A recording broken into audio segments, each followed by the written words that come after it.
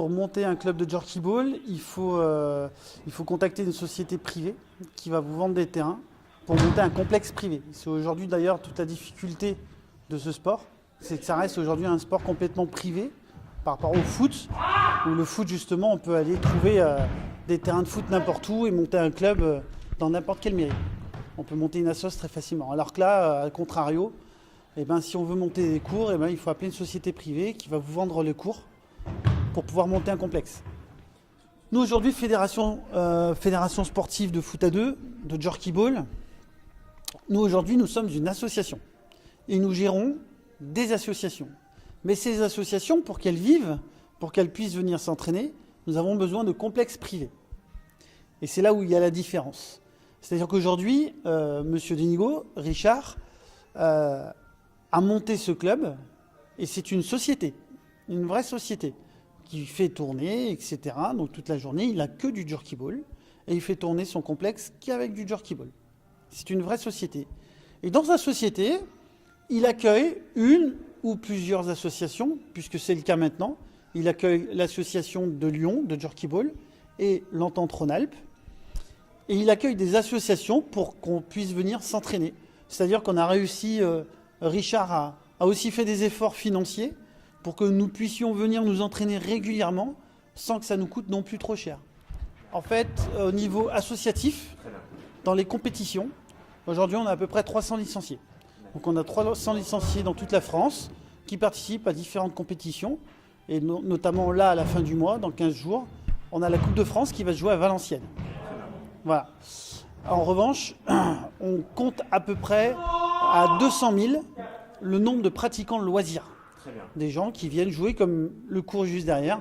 Des gens qui ne font pas partie de l'association, mais qui ont envie de se faire plaisir avec du jerkyball et qui viennent jouer. Donc on les compte comme les pratiquants loisirs. Le problème de ce sport aujourd'hui, c'est qu'il a bénéficié d'une espèce de... Comment dire ça a été un effet de mode au début des années 2000. Ça a été un vrai effet de mode au début des années 2000 et il a commencé à exploser ce sport. Et puis il n'a pas été entretenu. Et du fait qu'il n'ait pas été entretenu, aujourd'hui on se retrouve avec un sport qui est à la baisse et qui est en train de se faire méconnaître. Alors que c'est un sport au contraire plutôt sympathique où tout le monde peut venir jouer en famille, entre amis. Et c'est ce qu'on essaye de remettre au goût du jour, en fait, au niveau de la fédération, en tous les cas. Aujourd'hui, ça reste très compliqué, parce que forcément, les grandes marques sont attirées par les sports connus, les sports populaires. Et aujourd'hui, on est loin d'être un sport populaire et connu. Et si on veut justement attraper des grands sponsors, il va falloir qu'on fasse tout un travail de développement en amont. Mais c'est un peu le chat qui se mord la queue. C'est-à-dire que sans argent, c'est compliqué de se développer. Et on veut se développer pour avoir de l'argent. Ça devient un cercle vicieux. Exactement, c'est un vrai cercle vicieux qui est complexe et pour lequel il faut qu'on arrive à trouver les bonnes solutions. Mais est-ce que les gens ont du mal à rattacher le jerkyball au foot? Parce que le jerkyball, ça reste du football, le sport le plus populaire au monde. Alors, justement, il n'y a pas seulement.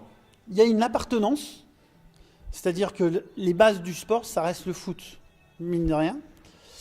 En revanche, ce sport a été créé aussi pour enlever toute cette violence qui rôde autour du foot. C'est-à-dire que le maître mot de ce sport, finalement, c'est le fair play. Nous, quand un nouveau joueur vient, la première chose qu'on lui explique, c'est que c'est un sport fair play.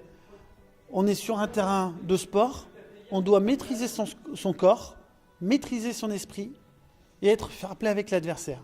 C'est une des règles principales de ce sport.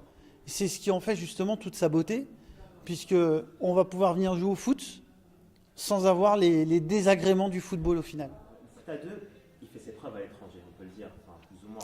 Bien sûr, il est en train de se développer au Canada, au Japon, en Inde. Et justement, en France, il est peu médiatisé. Comment est-ce qu'il est? Il est peu médiatisé parce que justement, au moment de son explosion, le travail n'a pas été fait.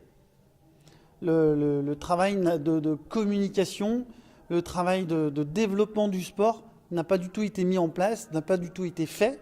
Ce qui fait qu'aujourd'hui, on se retrouve dans une situation malheureusement qui est compliquée, mais pas désespérée, puisque Impossible n'est pas français. Exactement. Et on va se donner tous les moyens et toutes les forces possibles pour arriver à développer ce sport.